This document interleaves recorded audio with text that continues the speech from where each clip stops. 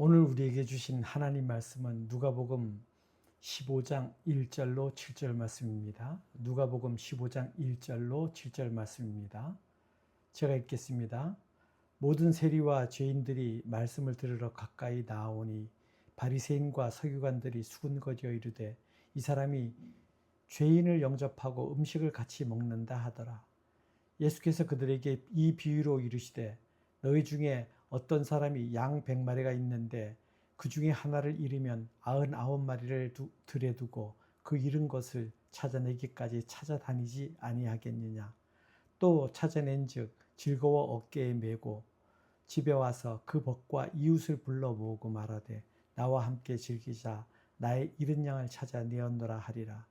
내가 너희에게 이르노니 이와 같이 죄인 한 사람이 회개하면 하늘에서는 회개할 것 없는 의인 99으로 말미암아 기뻐하는 것보다 더하리라. 이는 하나님 말씀입니다. 심리학 용어로 확증 편향이라는 말이 있습니다. 영어로 confirmation bias라고 합니다.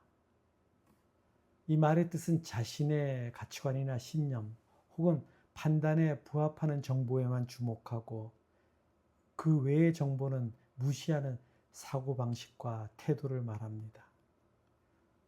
쉽게 말해 자신이 보고 싶은 것만 보고 듣고 싶은 것만 듣는 심리로 자기 생각과 일치하는 정보만 받아들여 원래 가지고 있는 자기 생각이나 신념을 확인하려는 성향을 말합니다. 이런 성향은 자신이 원하는 결과를 간절히 바랄 때, 어떤 사건을 접하고 감정이 앞설 때, 자신의 생각이 틀렸다는 것을 스스로 인정하기 싫을 때, 자신의 뿌리 깊은 신념을 지키고자 할 때 나타납니다. 그래서 확증 편향에 빠진 사람은 생각이 같은 사람들끼리 어울리는 것을 좋아하고 다른 사람들의 말이나 생각은 듣지 않으려 하며 자신의 생각에 부합하는 정보만 선택적으로 수집하거나 설명하고 해석하며 어떤 주장을 할 때도 편향된 방법을 동원하기도 합니다. 한자성어로는 아전인수라고 내 논에 물을 댄다는 뜻으로 자기의 이익만을 위하여 행동하거나 생각하는 것을 말합니다. 그리고 때로는 우리도 이런 잘못을 범하는 때가 있습니다. 내가 보고 싶은 것만 보고 듣고 싶은 것만 듣고 그래서 그 기준으로 잘못 이해하거나 잘못 판단하는 때가 있습니다. 오늘날에는 선택적으로 정보를 짜집게 하여 생산하는 가짜 뉴스가 확증 편향을 악용한 사례가 아닐까 합니다. 그런데 오늘 본문에 등장하는 바리새인과 서기관들에게서 확증 편향의 그림자가 짙게 드리워졌음을 느낄 수 있습니다. 바리새인들은 율법과 정결의식 등 당시 전통이나 율법을 엄격하게 해석하여 그래서 자기들이 만든 금지사항과 의무조항들을 일상생활에 적용하여 이를 제대로 지키지 못한 사람들을 죄인으로 간주하였습니다. 그리고 이러한 율법 준수에 대한 자부심으로 자신들의 경건성은 높이 평가하고 타인을 정죄하는 확증 편향에 빠져서 오늘 본문에 예수께서 세리와 죄인들과 가까이 하는 것을 보고 수군거리고 있는 것입니다. 당시 유대 사회는 죄인들에게 공민권, 시민권이라 할 수 있겠죠. 우리로 말하면 주민등록, 그리고 공무단임권. 공무단임권은 공직에 취임할 수 있는 권리, 선출직이 되었든 임용직이 되었든 간에 공무를 담당할 수 있는 공무원으로서 일할 권리가 없었습니다. 또 법적 증인권, 법적으로 증언할 자격이나 능력을 부정했습니다. 민법상의 연령이 미달할 경우에 법률 행위를 할 수 없어서 법정 대리인이 하듯이 그런 능력과 자격을 주지 않았습니다. 과거 민법상에 연령이나 정신적인 문제가 있을 때 그런 사람들에게 일정한 법률 행위를 제한토록 한 금치산자나 한성치산자에 해당하는 것이죠. 지금은 현재는 성년 후견제라고 해갖고 조금 완화된 인권을 살리는 차원에서 이제 성년 후견제를 제도를 도입해서 운영을 하고 있습니다.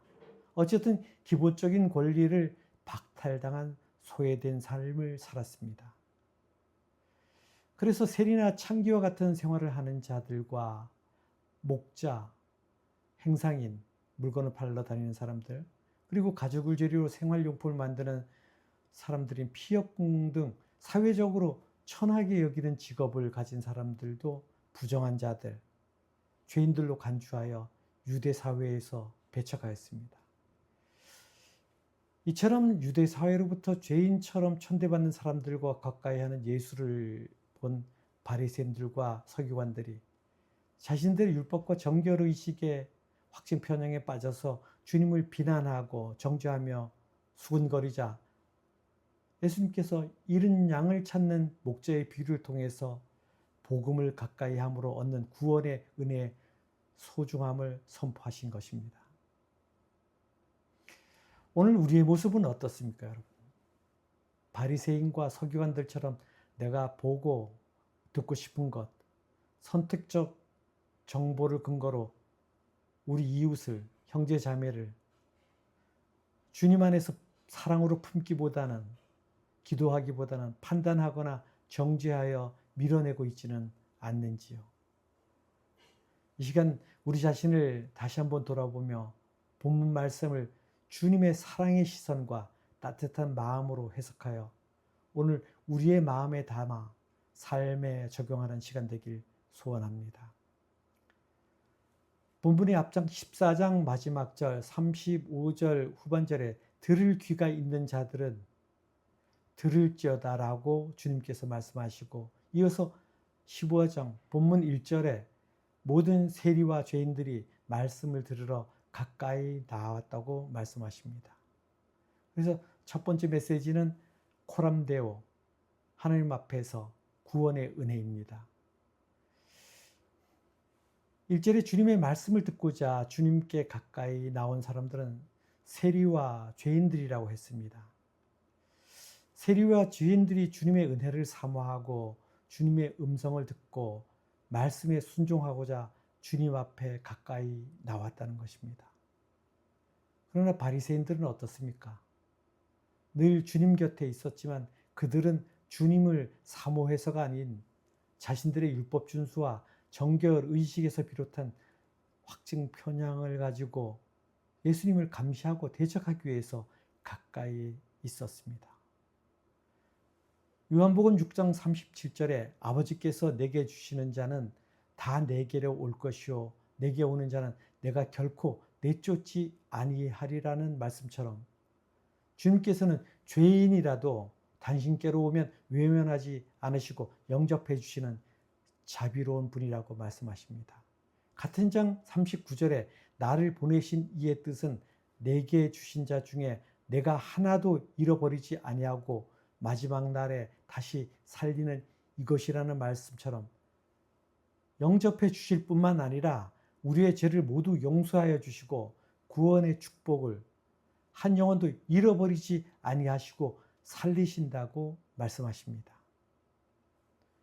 그러므로 사랑하는 형제 여러분, 우리는 실족하거나 범죄했을 때 수치심과 죄책감으로 주님을 멀리하지 않게 되기를 바랍니다. 범죄한 후에 아담과 하와처럼 숨지 않으시기 바랍니다. 주님을 바라보고 찾으시길 바랍니다. 주님 앞에 나아오길 코람데오 하시길 바랍니다. 마태복음 9장 31절 하반절에 나는 의인을 부르러 온 것이 아니요 죄인을 부르러 왔노라 하시니라는 말씀처럼 주님은 죄인을 불러 회개토록 하시기 위해 오신 분이십니다. 그러므로 우리가 연약하고 부족할 때, 범죄하였을 때 주님의 낯을 피하여 숨기보다는 더욱 주님 앞에 가까이 나와 회개하고 긍휼을 구하고 용서와 그 자비를 구함으로 심령이 회복되는 은혜와 더 강건한 구원의 믿음으로 세움받는 저와 여러분 되길 소원합니다.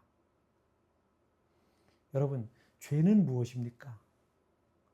이사야서 20장 16절에 이 모든 백성 중에 택한 700명은 다 왼손잡이라 물매로 돌을 던지면 조금도 틀림이 없는 자들이더라 해서 틀림이라는 히브리어 하타는 빗나가다, 죄를 짓다라는 뜻이고 헬라어로는 하마르티아로 관역에서 벗어나다라는 의미로 하나님과의 관계로부터 벗어나는 것이 죄라는 것입니다. 주님을 바라보지 않는 삶, 주님 없이 살 수 있다고 생각하는 삶, 꼭 하나님 이외의 것으로 충분하다고 믿는 것, 그것이 세상 풍조와 문화가 되었든 재물, 권력, 명예, 쾌락 등 무엇이 되었든지 하나님보다 우선하는 것이 우상이고 바로 죄라는 것입니다. 시편 기자가 시편 73편 28절에 하나님께 가까이함이 내게 복이라 내가 주 여호와를 나의 피난처로 삼아 주의 모든 행적을 전파하리다 라는 말씀처럼 하나님과 멀어지는 사람은 멸망을 당할 수밖에 없고 하나님과 가까이 있는 사람은 곧 주님을 인정하면 복이 될 수밖에 없다는 것입니다. 그럼에도 사람들은 대개 당장 눈에 보이는 축복과 형통만을 구하고 쫓아가다가 이런저런 이유로 실패하고 넘어지게 되면 길을 잃어버린 양처럼 신앙을 잃어버리기까지 합니다. 그러나 우리 주님께서는 그 잃은 것을 찾아내기까지 찾아다니지 아니하겠느냐 말씀하시므로 한 영혼이라도 마지막 날까지 다시 살리실 것이라고 약속하셨습니다. 그렇습니다. 죄인된 우리도 주님 앞에 나오면 구원의 은혜를 베풀어 주신다는 약속의 말씀을 믿으시기 바랍니다. 세상 풍조와 문화, 사람, 세상 방법을 의지하지 않으시기 바랍니다. 내가 주 여호와를 나의 피난처로 삼아 참 하나님을 의지하겠다고 선언한 시편 기자처럼 주님만 바라고 의지함으로써 눈에 보이는 이 세상의 형통함과 비교할 수 없는 영원한 천국의 형통함을 맛보는 저와 여러분 되길 소원합니다. 두 번째 메시지는 상실한 자를 찾으시는 참 목자입니다. 주님께서는 당시 유대 백성들을 목자 없는 양과 같이 길을 잃고 떠돌아다니는 불쌍한 양들로 보았습니다. 그리고 진정한 목자는 잃은 양을 찾고자 노력하지 않느냐 물으시고 아니 그 잃은 것을 찾아내기까지 찾아다니지 아니하겠느냐고 말씀하시므로 끝까지 찾으실 것이라고 말씀하십니다. 이 말씀은 비유를 위해 과장한 것이 아닙니다. 실제로 이스라엘의 목자들은 양들을 생명처럼 아꼈습니다. 그래서 낮에는 양들을 풀밭과 물가로 인도하여 먹이고 쉬게 하며 밤이 되면 우리에 가두며 양들의 숫자를 확인합니다. 그리고 한 마리라도 없어지면 남아있는 양들은 벗이나 이웃 목자에게 맡기고 잃은 양을 찾아 나서게 됩니다. 99마리 남은 양을 방치하는 것이 아니라 이웃에게 맡기고 잃어버린 한 마리의 양을 찾으러 가는 것입니다.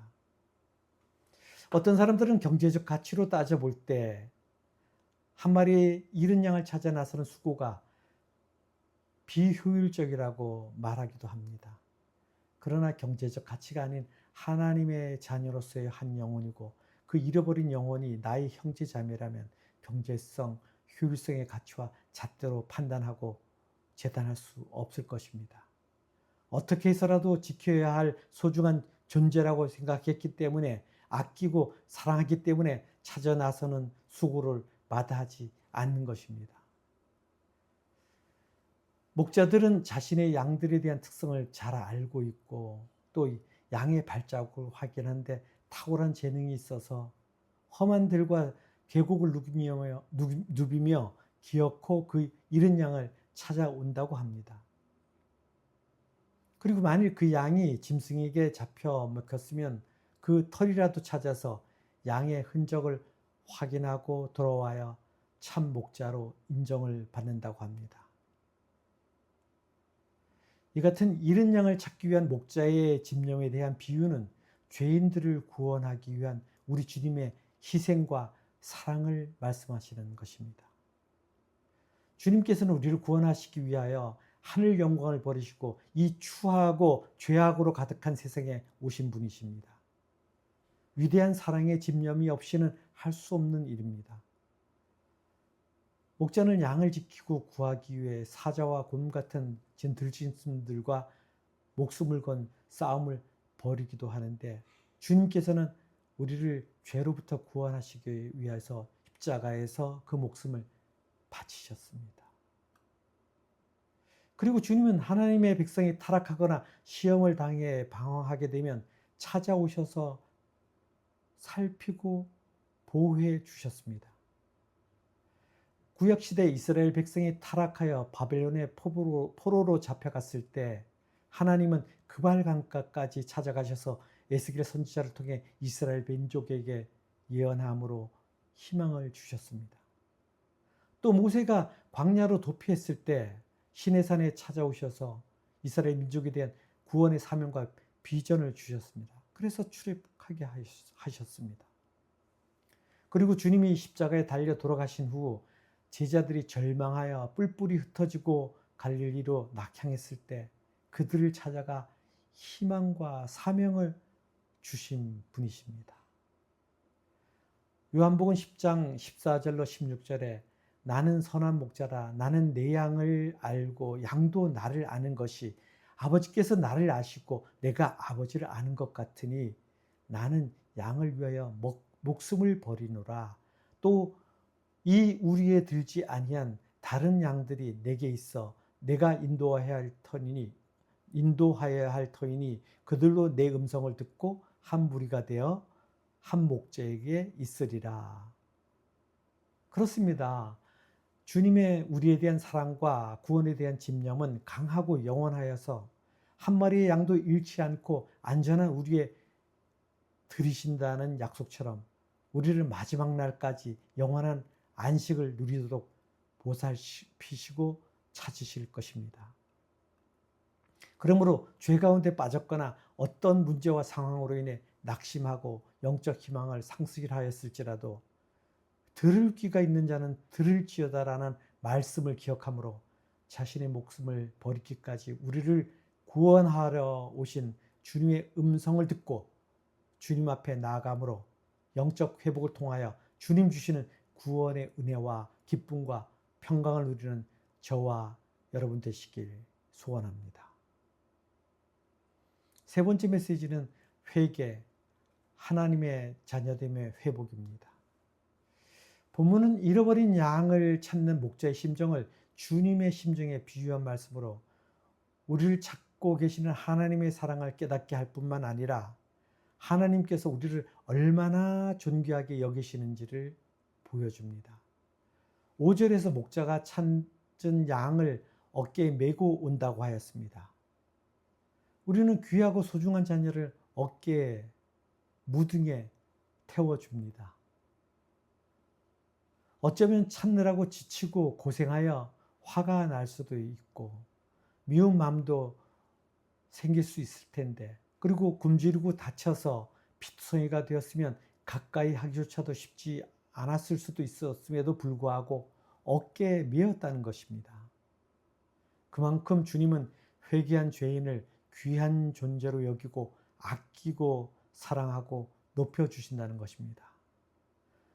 5절에 즐거워라는 말, 헬라어 카이로는 기뻐하다, 즐거워하다라는 뜻으로 기쁨이 넘쳐서 노래 부르며 춤을 추고 싶을 정도로 흥분이 된 업된 기쁜 상태를 의미하는 것입니다.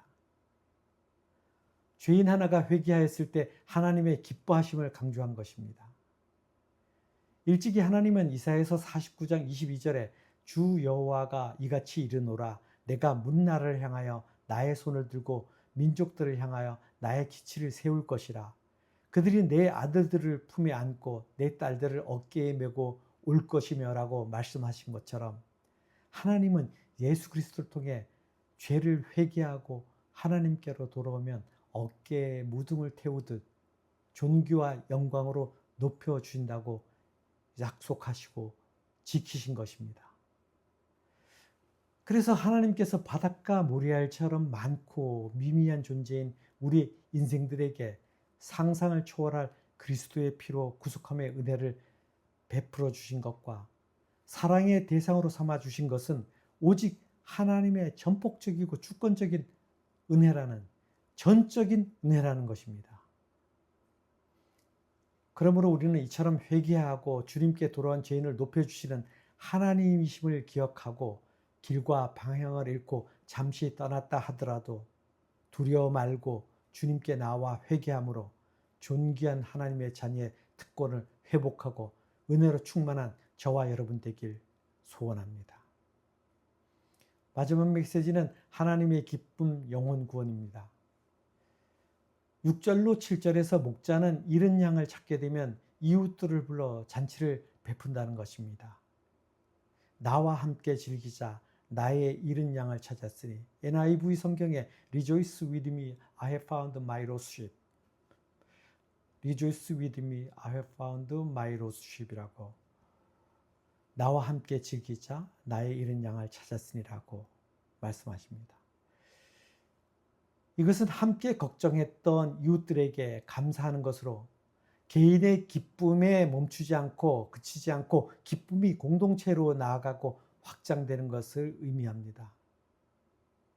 이렇듯 하나님 나라에서도 죄인 한 사람이 회개하는 것은 성도들과 그리스도만의 기쁨에 그치지 않고 하나님 나라 전체의 기쁨이 된다는 것입니다.